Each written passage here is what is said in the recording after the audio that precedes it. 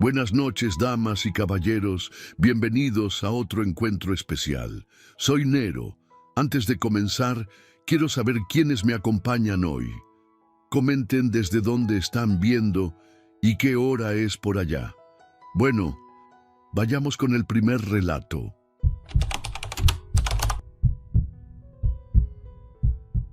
Buenas noches, Nero. Me llamo Ernesto y quiero contar una historia que todavía me cuesta mucho trabajo asimilar. Aunque ya pasaron varios años, todavía puedo ver con claridad la silueta de Adrián, sentado en una silla de metal oxidada en la entrada del taller mecánico abandonado, como si fuera parte de la chatarra que lo rodeaba. La última imagen que tuve de él fue aquella noche en que todo ardió. Pero antes de llegar a eso, necesito contarte cómo fue que llegamos a ese punto, porque sé que nadie me va a creer si no explico desde el principio. Desde que tengo memoria, Adrián siempre estuvo ahí, en la colonia Valle del Sol. Los adultos lo conocían como el loquito del taller, pero para los niños como yo era una especie de figura misteriosa y en cierto modo aterradora. Nunca lo vimos entrar ni salir, simplemente estaba ahí, sentado, hablando con alguien que no veíamos, o a veces caminando entre los fierros viejos, como si buscara algo que había perdido hace mucho. Cuando pasábamos frente al taller, a veces se reía solo y otras veces se enojaba, gritaba o hasta lloraba sin motivo aparente. El taller era un lugar tétrico, Nero. Las paredes estaban carcomidas por la humedad, la puerta de metal oxidada y colgando de una sola bisagra. Por dentro se acumulaban motores desarmados, llantas viejas y herramientas dispersas sobre mesas rotas. A pesar de que el dueño original había muerto hacía años, nunca se llevaron el equipo ni las cosas. Nadie quiso mover nada porque Adrián simplemente se quedó ahí, como si el taller le perteneciera. Nadie se atrevía a sacarlo ni a decirle nada, por lástima o por miedo, no lo sé. Lo más raro de todo era que algunas noches, cuando el silencio caía sobre la colonia, se escuchaban discusiones provenientes del taller. Pero lo inquietante es que no era solo la voz de Adrián. Muchos aseguraban que se escuchaba a alguien más. Una voz ronca, grave, como de un hombre mayor o algo peor. Nadie sabía quién era, pero todos coincidían en que esa voz no era humana. Algunos decían que era un demonio, otros que simplemente Adrián se estaba volviendo loco de tanto vivir solo entre fierros y aceite. Recuerdo una ocasión, tendría yo como 12 años, que me armé de valor y me acerqué a la reja oxidada del taller para mirar adentro. Eran como las 11 de la noche y, desde la calle, vi una luz tenue parpadeando en la parte trasera. De repente, escuché cómo Adrián empezaba a reírse con una carcajada desquiciada, pero lo que me paralizó fue que, segundos después, esa risa fue acompañada por otra más, una risa áspera y profunda que parecía provenir del mismo infierno. Desde ese día, nunca volví a acercarme al taller. Pasaron los años y Adrián seguía ahí, cada vez más delgado, más sucio, pero siempre hablando con ese alguien invisible. Los adultos ya ni se preocupaban por él. Simplemente lo dejaban estar como si fuera parte del paisaje de la colonia. Sin embargo, las historias empezaron a empeorar cuando algunos vecinos aseguraron haberlo visto en la madrugada, parado en la calle, mirando fijamente las casas, sobre todo la de los que se burlaban de él o lo insultaban. Decían que sus ojos brillaban con un tono rojizo, pero yo no sé si eso sea cierto, aunque no me sorprendería. Una madrugada, doña Marta, una de las vecinas más chismosas, fue la primera en decir que había visto a Adrián parado en medio de la calle, bajo la luz de un farol, hablando con una figura encapuchada. Según ella, esa figura era alta, delgada, y se mantenía inmóvil mientras Adrián gesticulaba y se reía. Lo raro fue que, cuando quiso acercarse para ver quién era, ambas figuras simplemente desaparecieron. Desde ese día, empezaron a correr rumores de que Adrián había hecho un trato con algo que no era de este mundo. Yo sinceramente ya evitaba pasar cerca del taller, aunque lo tenía que hacer casi diario porque estaba en la esquina de mi casa.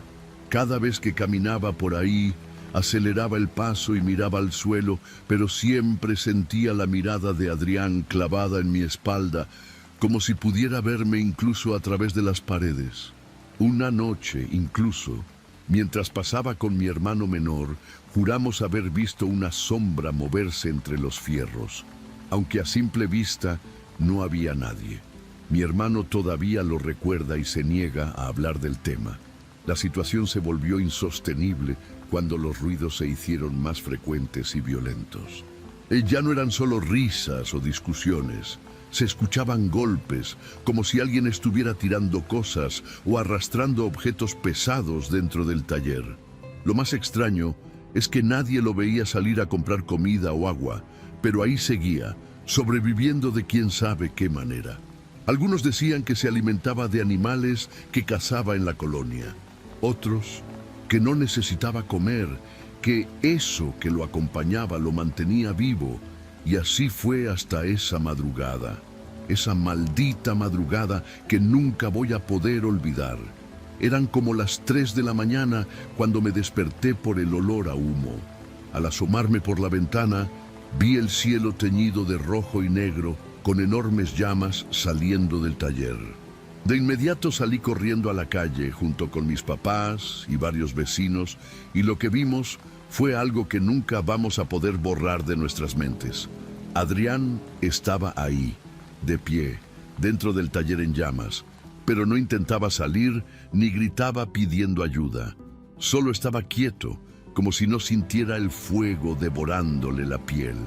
Lo más aterrador, Nero, es que justo al lado de Adrián todos vimos claramente a una figura encapuchada. No se movía, no hacía nada. Solo estaba ahí, parada a unos pasos de él mientras las llamas crecían y el techo comenzaba a crujir. No podía verle la cara, pero la silueta era inconfundible. Alta, delgada y completamente negra, como una sombra sólida en medio del fuego. Algunos vecinos empezaron a gritarle a Adrián que saliera, que se salvara, pero él no se inmutaba, ni siquiera parecía escuchar. De repente, el techo empezó a derrumbarse y todos pensamos que Adrián saldría corriendo. Pero no, él simplemente se quedó quieto mirando hacia la figura encapuchada como si esperara algo. Fue entonces cuando escuché, o al menos creí escuchar, una voz muy grave que decía algo, pero no pude entender qué. Algunos vecinos dicen que fue un grito, otros que fue una risa. Yo no estoy seguro. Solo recuerdo que en ese momento me dio un escalofrío tan fuerte que sentí que las piernas me iban a fallar. El fuego consumió todo en cuestión de minutos, y cuando los bomberos llegaron ya no había nada que hacer. Solo quedaron los restos carbonizados del taller y en el centro de todo, el cuerpo irreconocible de Adrián. Pero lo más raro de todo fue que, entre los escombros, también encontraron una especie de túnica o capa negra, completamente chamuscada, como si alguien más hubiera estado ahí. Pero no encontraron otro cuerpo, ni rastro de que alguien hubiera salido o entrado del taller durante el incendio. Después de esa noche, la colonia Valle del Sol cambió para siempre. Durante semanas, los vecinos evitaban pasar por donde estaba el taller. Algunos hasta preferían dar la vuelta por otra calle, aunque eso significara caminar más. Yo mismo no pude acercarme al lugar hasta meses después, cuando ya solo quedaban un par de vigas calcinadas y el suelo cubierto de cenizas. A veces, cuando pasaba por ahí, me parecía escuchar los ecos de las discusiones que antes se oían en las madrugadas, pero supongo que era solo mi mente jugándome malas pasadas. Lo que más me marcó fue que, en una de esas ocasiones en que pasé frente a los restos del taller, vi algo que me dejó helado. En una de las paredes que aún quedaban en pie, claramente se podía distinguir la silueta negra de una figura encapuchada, como si el fuego hubiera dibujado su contorno de forma perfecta. no se borró ni con la lluvia ni con el paso del tiempo. Y te juro, Nero, que cada vez que la veía sentía que esa cosa seguía ahí, esperando o vigilando. Con el paso del tiempo la gente fue olvidando poco a poco lo que pasó con Adrián, o al menos fingieron hacerlo, pero yo no podía. Cada vez que pasaba frente a ese terreno baldío, donde antes estaba el taller, no podía evitar sentir una opresión en el pecho, como si algo todavía estuviera ahí. Incluso en las noches más tranquilas, cuando la colonia estaba en completo silencio, todavía creía escuchar aquellas risas, la de Adrián, y la otra, esa risa ronca y profunda que nunca pude olvidar. Un día, meses después del incendio, me atreví a cruzar el terreno solo en plena tarde. El sol estaba en lo más alto, así que pensé que no habría nada de qué preocuparme.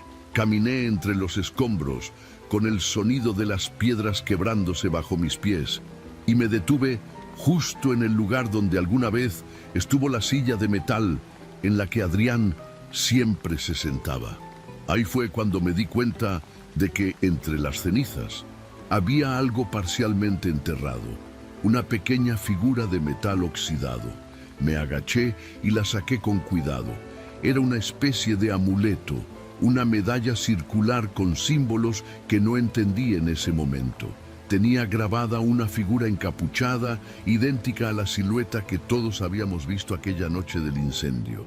Sentí un escalofrío recorrerme todo el cuerpo y, de inmediato, solté el objeto al suelo. No me atreví a llevármelo, así que lo volví a dejar en su lugar, cubriéndolo con algo de tierra y escombros, como si con eso pudiera enterrar también todo lo que pasó. Después de ese día, empecé a tener pesadillas recurrentes. Soñaba que estaba dentro del taller en llamas, viendo a Adrián de espaldas, inmóvil, y a la figura encapuchada girándose lentamente para mirarme. Nunca podía verle el rostro, pero siempre despertaba sudando y con la sensación de que alguien me estaba observando desde la esquina de mi cuarto. Por más que intentaba tranquilizarme y convencerme de que solo eran sueños, algo en mi interior me decía que no era así. Una noche, cuando creí que todo eso ya había quedado atrás, me desperté de golpe, sin motivo aparente. Eran casi las 3 de la mañana, la misma hora en que ocurrió el incendio. Me asomé por la ventana y, lo juro por todo lo que quieras, Nero, vi una figura encapuchada parada justo en medio del terreno baldío, donde antes estaba el taller. No se movía, no hacía nada, solo estaba ahí, igual que aquella vez, observando fijamente hacia mi casa o hacia mí. Me quedé congelado frente a la ventana sin atreverme a mover ni un solo músculo. No podía apartar la vista de esa figura, aunque en el fondo de mi mente me repetía que debía cerrar la cortina, acostarme y olvidarme de todo, pero no pude. La figura encapuchada permaneció ahí por varios minutos, inmóvil, como si supiera que la estaba observando. De repente, sin previo aviso, desapareció, como si se hubiera desvanecido en el aire, dejando el terreno vacío y oscuro, como siempre había estado desde el incendio. Al día siguiente, salí temprano a la calle con la excusa de comprar pan, pero en realidad lo que quería era comprobar si había alguna huella o rastro de lo que había visto la noche anterior. Caminé hasta el terreno baldío y me detuve justo en el centro, pero no había nada fuera de lo normal, o al menos eso parecía.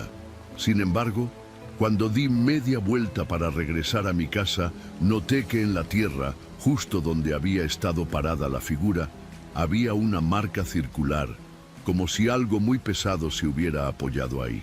Después de eso, decidí no volver a pasar por el terreno. Durante años evité ese lugar, incluso cuando creció la maleza y el ayuntamiento finalmente lo cercó para evitar que los niños jugaran ahí. Con el tiempo, la silueta grabada en la pared se desvaneció, consumida por la lluvia y el polvo, pero la imagen de esa figura encapuchada quedó para siempre grabada en mi mente. A veces me pregunto si alguien más la ha visto, si sigue apareciendo en las madrugadas o si solamente fue producto de mi propio miedo. Hoy, después de tantos años, me atrevo a contar esta historia porque, aunque suene increíble, sé que fue real. Sé lo que vi, lo que escuché y lo que viví. Y sé que Adrián no estaba solo en ese taller. Nunca lo estuvo. Tal vez realmente hizo un trato con algo que no entendemos. Algo que sigue rondando por ahí, esperando a alguien más con la mente lo suficientemente frágil como para abrirle la puerta, tal como lo hizo Adrián. Así que, si alguna vez pasas por la colonia Valle del Sol, Nero, y ves un taller mecánico abandonado o escuchas una risa en la madrugada, te recomiendo que sigas de largo y no mires atrás, porque a veces hay cosas que es mejor no ver y que nunca terminan de irse, aunque todo a su alrededor haya ardido hasta quedar reducido a cenizas.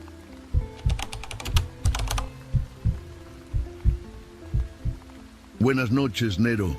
Me llamo Oscar y quiero contar algo que hasta el día de hoy me sigue poniendo la piel de gallina. Desde que era niño, viví con una presencia en mi casa. No sé cómo explicarlo de otra forma. Siempre estuvo ahí, en los rincones más oscuros, una figura femenina que nunca se movía, pero tampoco desaparecía del todo. Recuerdo perfecto la primera vez que la vi. Tendría unos 6 o 7 años. Estaba parado en el marco de la puerta de la cocina y al voltear al pasillo, ahí estaba ella, con la cabeza ladeada de una forma que parecía que el cuello se le hubiera roto. La casa donde crecimos era de una sola planta, en Lomas del Mirador. No era muy grande, pero los pasillos parecían infinitos cuando se apagaban las luces. Teníamos que cruzar ese pasillo para ir al baño o a las recámaras, y yo siempre lo hacía corriendo, porque en la penumbra me parecía que esa figura podía salir de cualquiera de los cuartos. Mi hermana mayor, Laura, también la veía, aunque no hablábamos mucho de eso, como si nombrarla hiciera que se volviera más real. Una noche, Laura salió del baño gritando. Todos nos despertamos con sus gritos y fue la primera vez que le escuché decir claramente lo que ya sospechaba, que la figura estaba ahí, justo junto al espejo. Dijo que no se movió, que solo estaba parada, inclinando la cabeza como si tratara de mirarla, pero sin tener ojos visibles.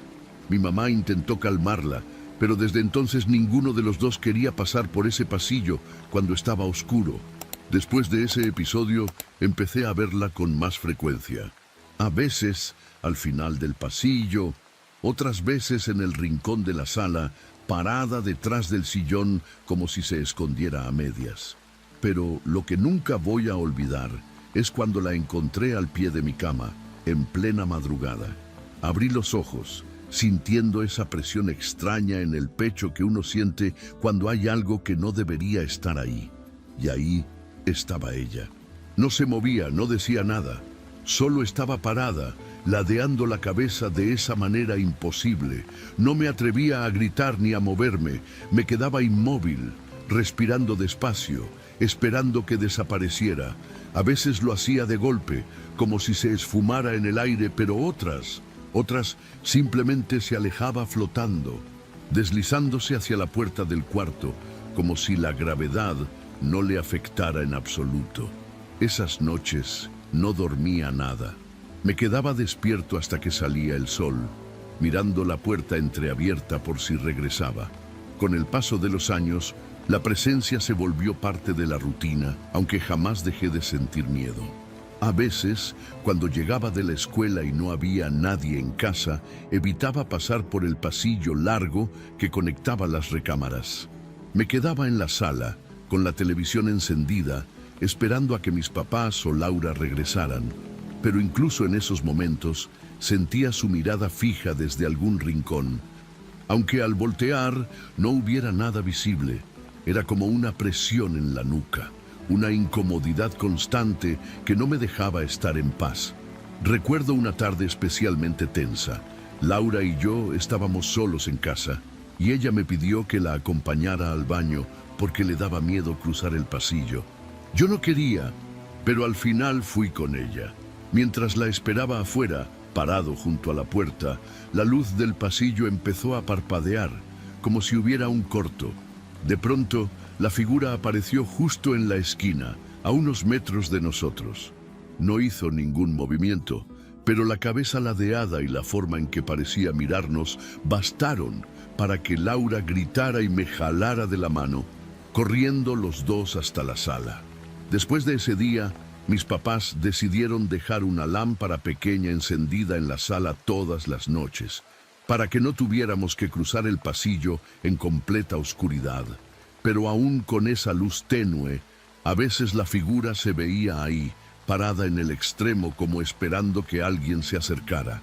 Nunca supimos quién o qué era, pero los dos coincidíamos en que no tenía rostro, solo una silueta femenina, alargada y con el cuello torcido de esa forma antinatural. En una ocasión, invité a un amigo a quedarse a dormir. Yo no le había contado nada de lo que pasaba en mi casa, pero esa noche, después de que nos acostamos, me despertó muy asustado diciendo que había visto a alguien parado junto a la puerta. Yo fingí que no sabía de qué hablaba y traté de tranquilizarlo, pero en el fondo me sentí peor. Ya no era solo cosa mía y de Laura, alguien más también había visto a esa mujer. Eso confirmaba que no era producto de mi imaginación. A partir de entonces, empecé a evitar encender las luces del pasillo. Prefería no cruzarlo o hacerlo a oscuras y corriendo, para no darle oportunidad de aparecerse. Con los años, la figura dejó de manifestarse tan seguido, o al menos eso quise creer. Laura se fue a estudiar fuera y yo me quedé solo en la casa con mis papás. Pero cada vez que tenía que levantarme en la madrugada, sentía ese mismo miedo paralizante, esa certeza de que si encendía la luz, la iba a ver ahí, en algún rincón, ladeando la cabeza. Cuando cumplí 19 años, mis papás decidieron mudarse a una casa más grande, en otro barrio. Yo me fui con ellos, aunque una parte de mí sentía que estaba dejando algo pendiente en Lomas del Mirador. Durante la mudanza, mientras empacábamos las últimas cajas, tuve que cruzar por última vez ese pasillo maldito.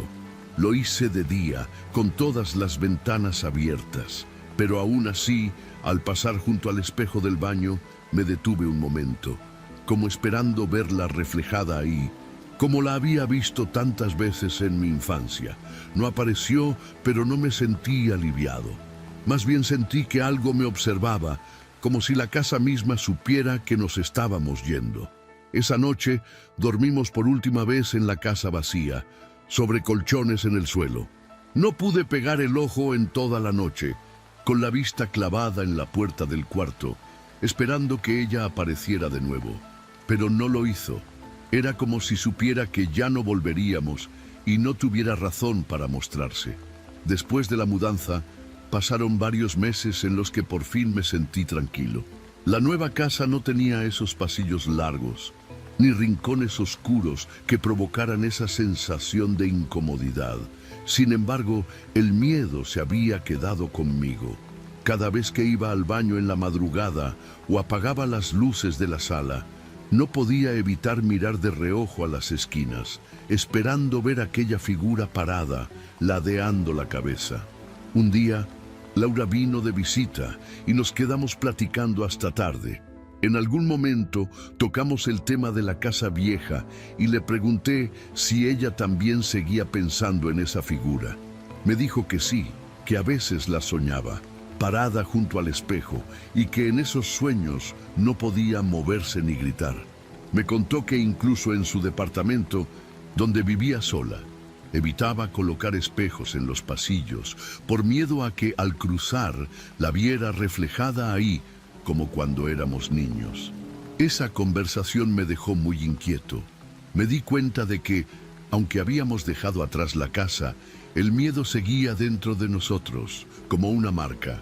No era solo el recuerdo de una figura que aparecía en la oscuridad, sino la certeza de que, en cualquier momento, podría volver a verla, en cualquier lugar. Desde entonces, entendí que no importa dónde vivamos, hay miedos que nunca se van. Pasaron un par de años y poco a poco fui convenciéndome de que todo aquello había sido parte de la infancia, de esos miedos que uno se inventa para darle forma a lo que no entiende. Pero entonces, una noche que me quedé solo en casa porque mis papás salieron de viaje, todo cambió.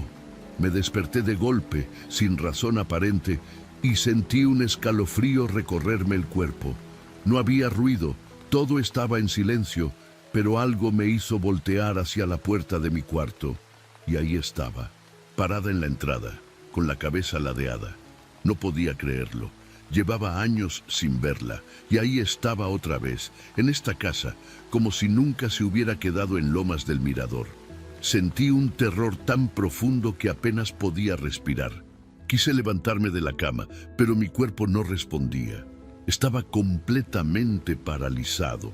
Como tantas veces antes, la figura no se movía, solo estaba ahí, mirándome con esa cabeza torcida, como preguntándose qué hacía yo ahí, en esa cama que ya no era de la casa vieja. No sé cuánto tiempo estuve así, inmóvil, con los ojos abiertos de par en par, viendo cómo la figura seguía parada, sin moverse ni un centímetro.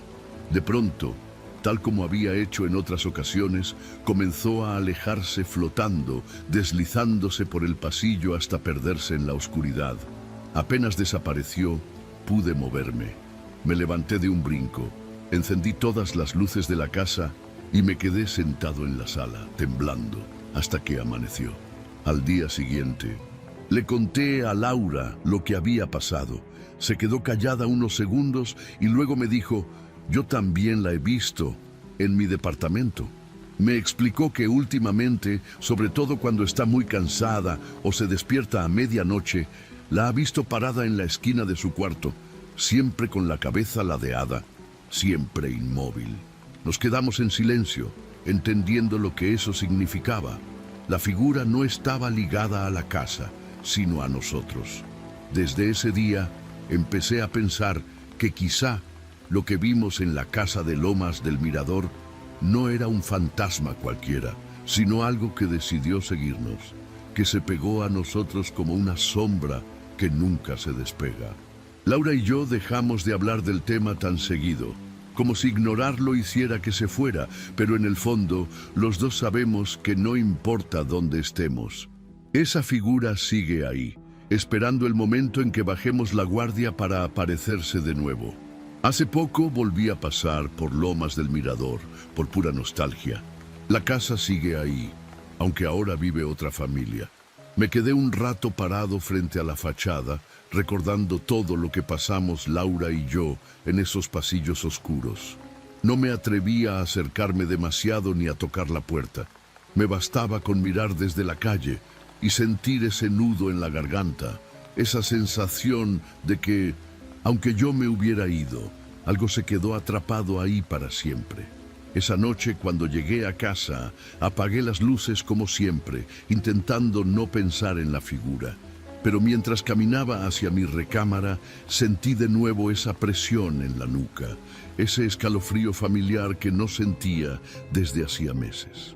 Me detuve en seco y, aunque sabía que no debía hacerlo, giré la cabeza lentamente hacia atrás. Y ahí estaba, parada en el pasillo, ladeando la cabeza, inmóvil como siempre. No grité, no corrí, solo me quedé ahí, mirándola. Por primera vez en todos estos años, entendí que ella nunca se iba a ir, que ya era parte de mi vida, de mis noches, de mis silencios. Sentí una mezcla extraña de miedo y resignación, como si finalmente hubiera aceptado que no hay forma de escapar de algo que se te ha pegado al alma desde que eras niño. Esa madrugada no encendí las luces ni intenté espantarla. Simplemente caminé a mi cuarto, con la figura parada ahí, en el mismo lugar. Cerré la puerta despacio, me acosté en la cama y me tapé hasta la cabeza con los oídos atentos por si escuchaba algún sonido. Pero no hubo nada, solo el silencio y el eco de esa imagen clavada en mi mente, la figura parada, ladeando la cabeza en la penumbra del pasillo. Desde entonces, todas las noches cruzo el pasillo a oscuras, sin voltear, sin hacer ruido. No porque ya no tenga miedo, sino porque entendí que encender la luz no la va a ahuyentar. Está ahí, siempre ha estado y siempre estará. Por eso, hasta hoy, sigo evitando encender las luces del pasillo, por miedo a volver a verla de frente una vez más.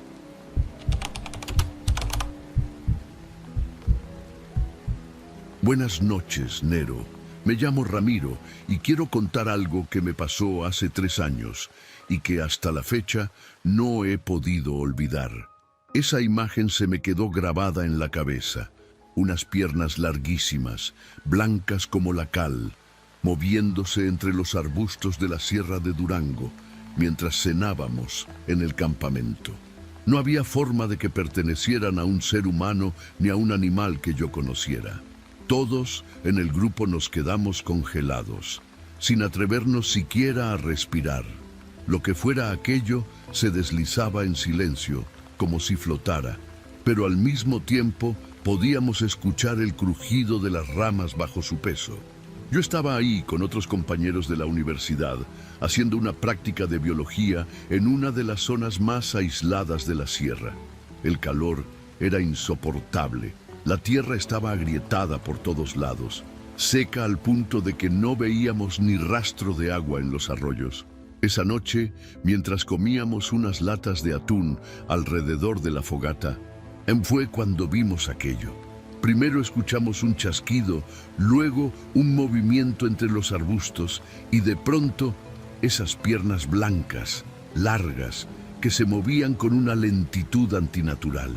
Nadie se atrevió a decir nada en ese momento, pero todos lo vimos. Después de unos minutos, el silencio se rompió con el canto lejano de un coyote y, casi al mismo tiempo, la figura se perdió entre los árboles. Nos quedamos mirando en la dirección por donde se había ido, sin saber qué hacer. Uno de mis compañeros, Rodrigo, intentó bromear para quitarle tensión al momento, pero se le notaba en la voz que estaba igual de asustado que todos nosotros. Yo no pude pegar ojo en toda la noche. Cada vez que cerraba los ojos, veía esas piernas moviéndose en mi mente una y otra vez. A la mañana siguiente, cuando salió el sol y parecía que todo había sido una pesadilla colectiva, decidimos revisar la zona por donde habíamos visto la figura. Caminamos con cuidado entre los arbustos, siguiendo las ramas quebradas y la maleza aplastada. No tardamos mucho en encontrar algo que nos heló la sangre, varias huellas enormes, de forma circular, como si alguien o algo hubiera dejado caer unos aros pesados sobre la tierra seca. No parecían de ningún animal conocido, tampoco se distinguían dedos o garras, solo esos círculos profundos marcados en la tierra. Uno de los guías locales que nos acompañaba, don Aurelio, se puso muy serio al ver las huellas. Nos pidió que regresáramos de inmediato al campamento y que no siguiéramos hurgando por ahí. Mientras caminábamos de vuelta, él nos habló en voz baja de algo que, según dijo, solo se aparece cuando la tierra está completamente seca, la sombra de la sequía. Según cuentan los pobladores de la zona, es un ser que vaga en 2 patas, buscando algo que nadie sabe qué es, pero que se deja ver cuando la sierra está sedienta, quebrada y sin vida. Después de escuchar a don Aurelio, el ambiente en el campamento cambió por completo. Nadie dijo nada en todo el trayecto de regreso, solo se escuchaban nuestros pasos arrastrando el polvo seco y las cigarras cantando como locas en la distancia. Esa noche nadie quiso armar la fogata. Nos encerramos en las casas de campaña y apenas hablamos entre nosotros. Yo me acosté en mi saco, pero no podía dejar de pensar en lo que habíamos visto, en esas piernas larguísimas que se movían como si no tuvieran huesos, y en las huellas imposibles que habíamos encontrado por la mañana.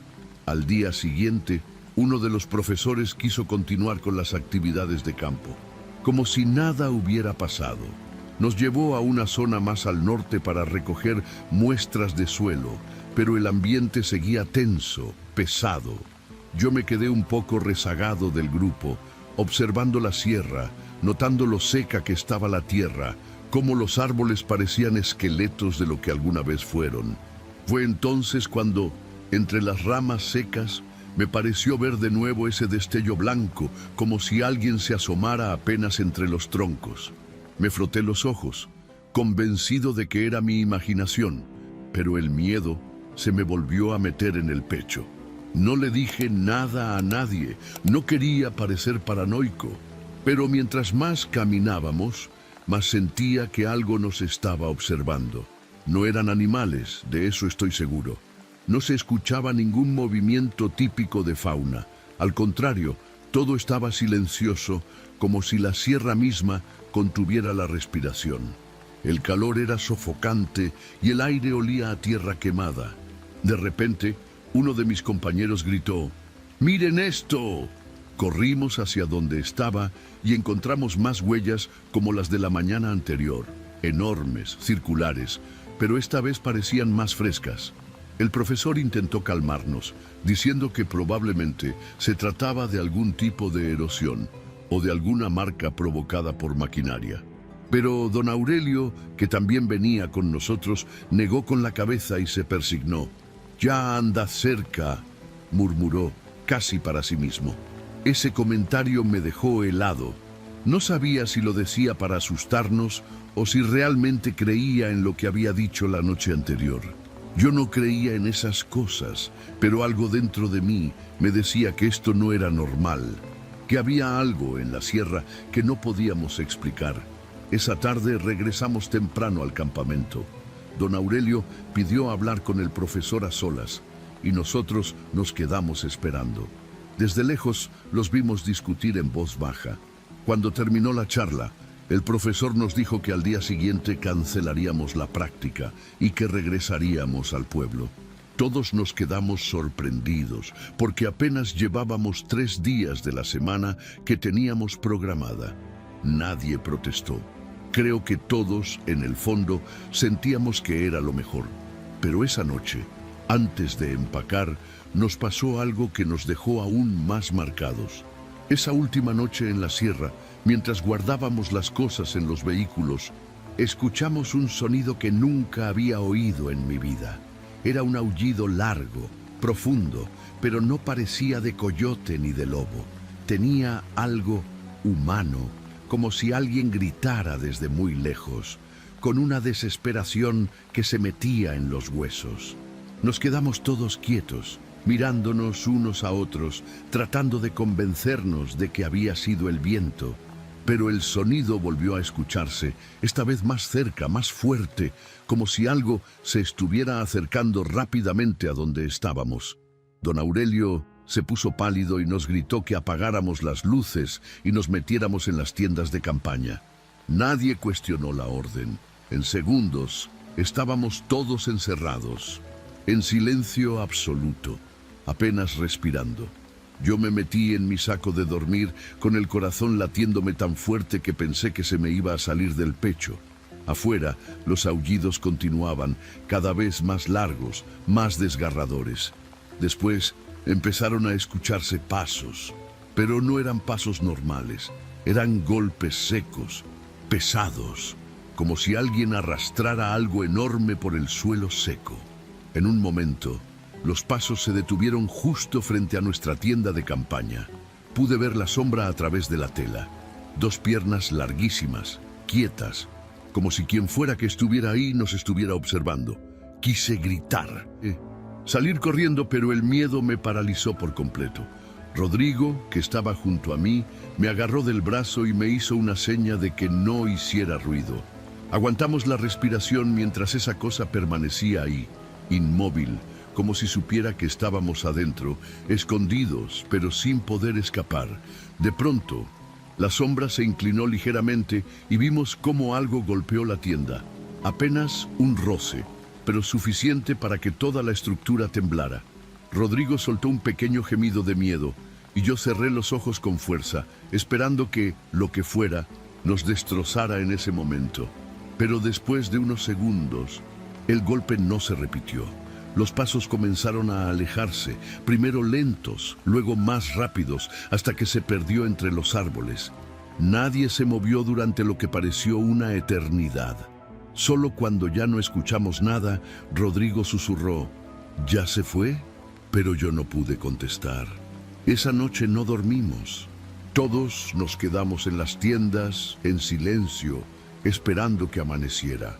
Yo no dejaba de pensar en esa figura, en cómo se había parado ahí, tan cerca, como si supiera que estábamos escondidos, como si hubiera querido hacernos saber que estaba ahí y que podía acercarse cuando quisiera. Cuando por fin salió el sol, salimos con mucho cuidado de las tiendas, revisando todo alrededor, pero no había ni una sola huella cerca del campamento, ni una rama rota, nada que indicara que algo o alguien hubiera estado ahí. Eso fue lo más inquietante de todo. Cuando terminamos de empacar, todos estábamos pálidos y callados, como si hubiéramos envejecido varios años en una sola noche. Nadie quiso comentar nada sobre lo que había pasado. Era como si todos hubiéramos hecho un pacto silencioso de no hablar de ello. Mientras acomodábamos las mochilas en la camioneta, don Aurelio se me acercó y me dijo en voz baja, «No voltees para atrás. Oh, chamaco, nunca hay que mirar para atrás cuando uno se va de aquí». Yo no supe qué contestar, solo asentí. Pero esas palabras se me quedaron clavadas en la cabeza todo el camino de regreso. Durante el trayecto, el profesor intentó tranquilizarnos diciendo que seguramente todo había sido producto del cansancio y el estrés. Nadie le creyó. Yo miraba por la ventanilla, viendo cómo el paisaje seco y quebrado de la sierra se iba quedando atrás, y no podía evitar sentir que algo nos seguía con la mirada desde lo profundo del monte. En un momento, mientras subíamos una de las últimas curvas, vi de reojo entre los árboles otra vez ese destello blanco, fugaz, como si alguien o algo se estuviera despidiendo. Cerré los ojos y me recargué en el asiento, tratando de no pensar en ello. Cuando llegamos al pueblo, todos estábamos más aliviados, aunque aún temblorosos. El profesor fue el primero en romper el silencio. Nos pidió que no contáramos nada de lo que habíamos vivido, que lo dejáramos como una experiencia extraña, sin explicación. Nadie protestó. Creo que todos queríamos olvidar lo más rápido posible. Yo me fui directo a casa y, aunque estaba agotado, no pude dormir en varios días.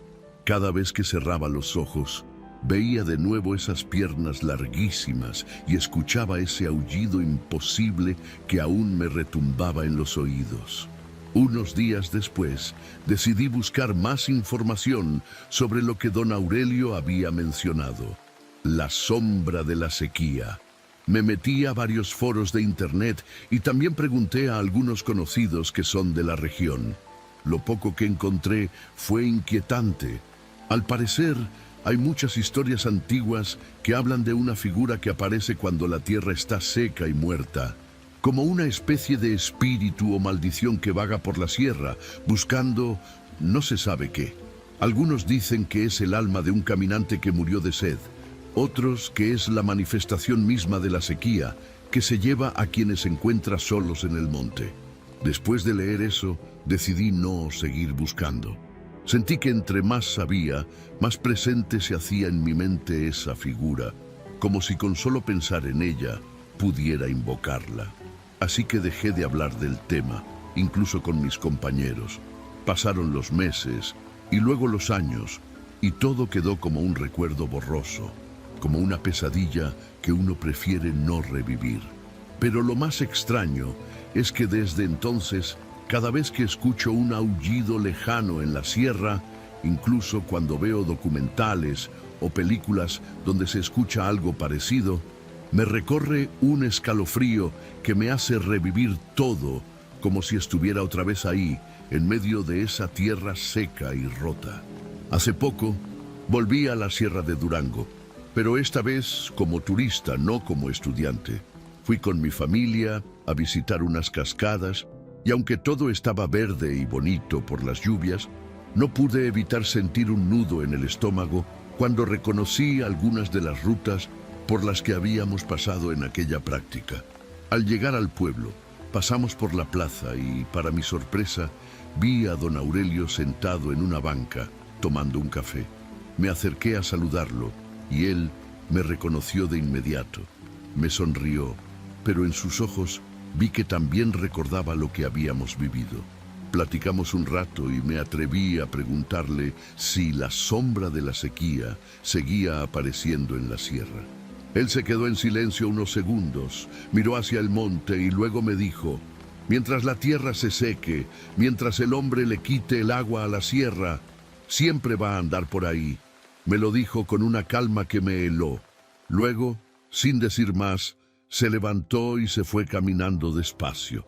Yo me quedé ahí, mirando cómo se perdía entre las calles del pueblo, pensando en que, aunque ya no estaba en esa situación, había algo de lo que uno no puede escapar. Esa noche, ya en el hotel con mi familia, me costó dormir. No dejaba de pensar en esas palabras. Cuando por fin logré cerrar los ojos, tuve un sueño muy extraño.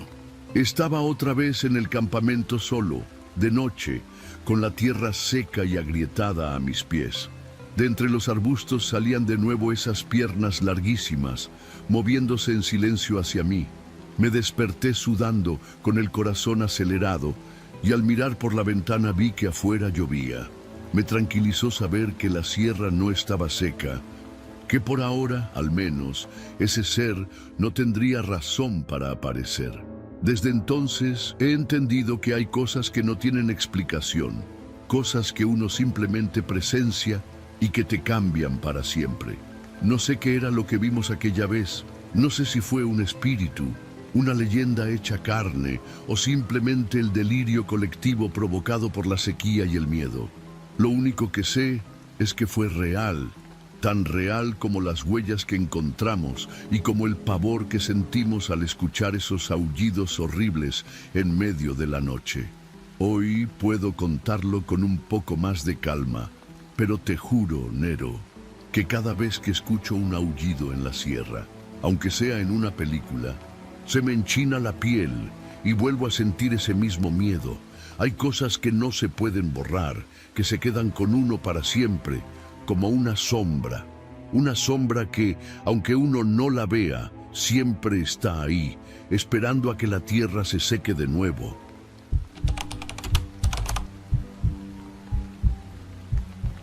Buenas noches, Nero. Me llamo Eduardo y quiero contar algo que me pasó hace poco, algo que hasta la fecha me sigue dando vueltas en la cabeza.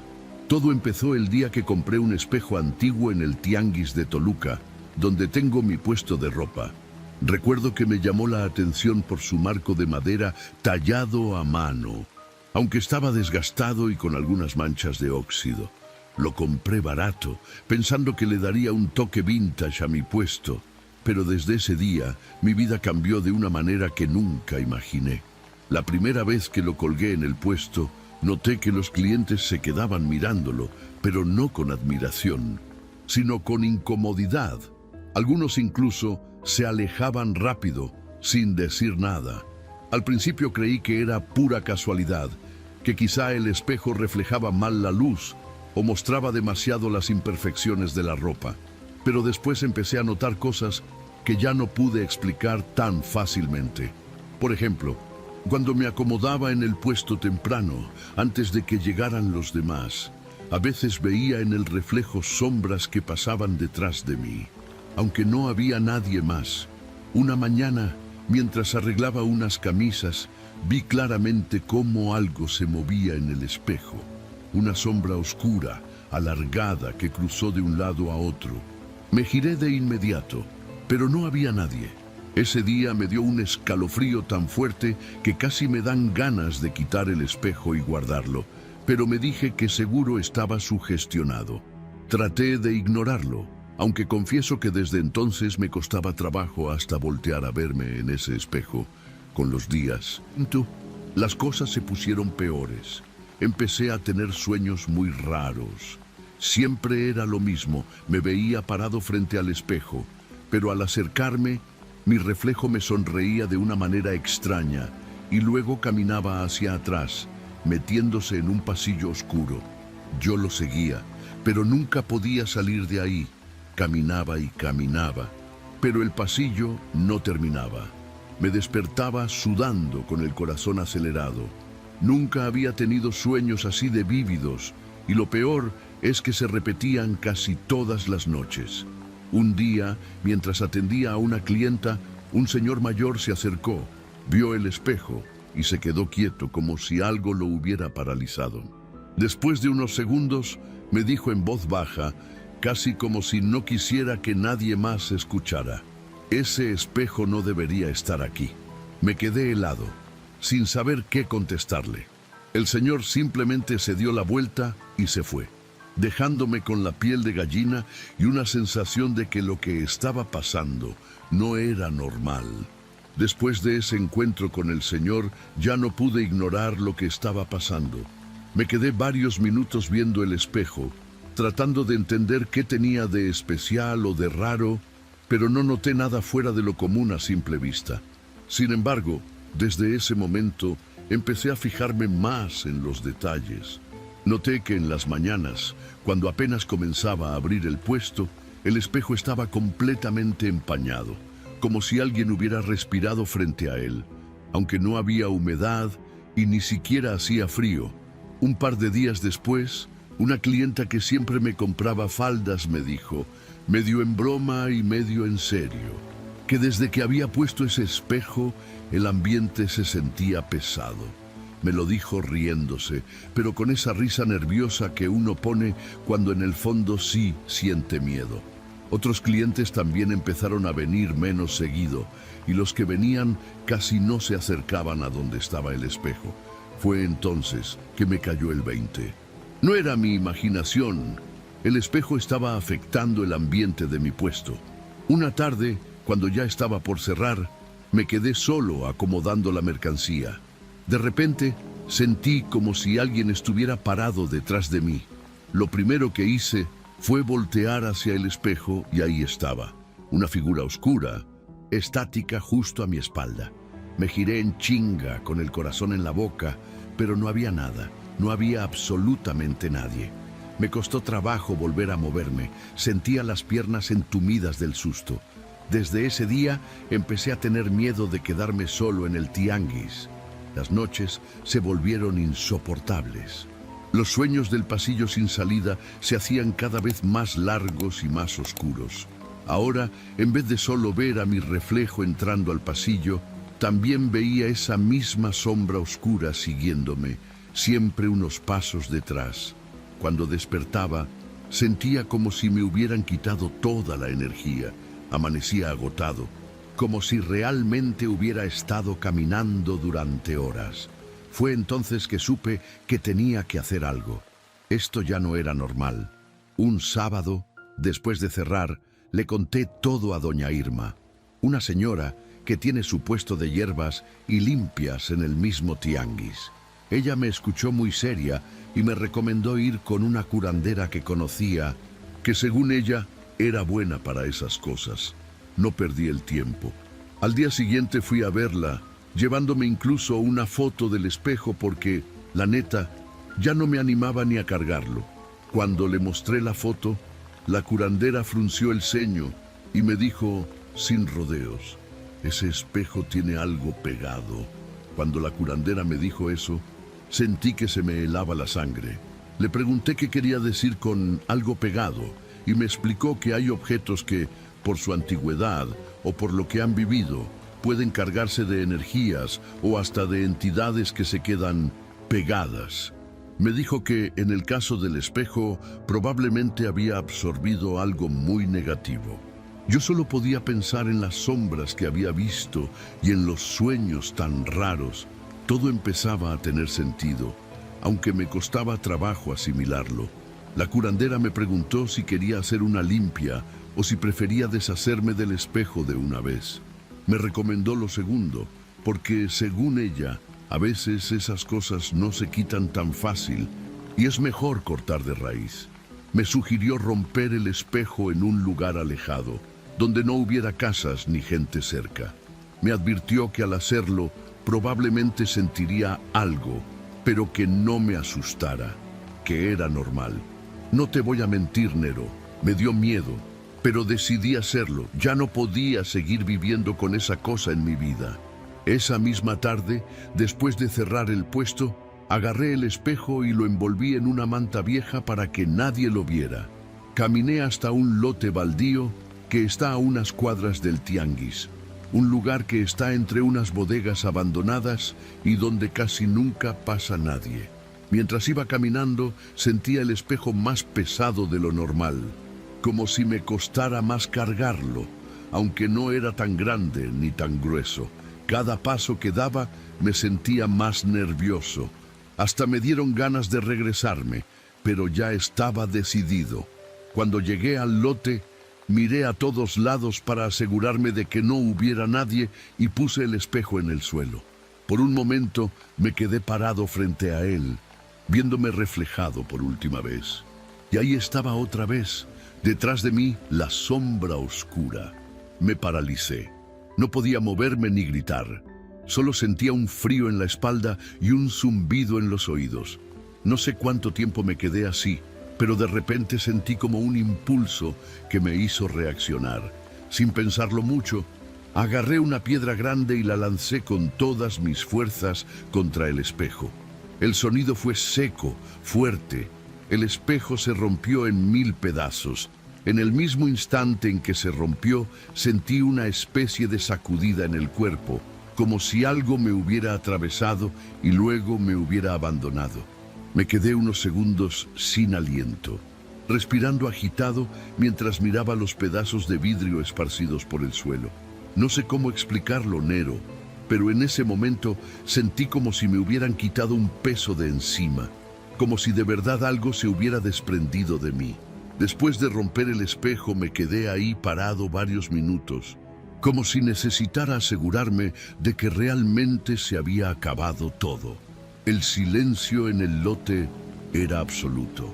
Solo se escuchaba el sonido lejano de algunos carros pasando por la avenida.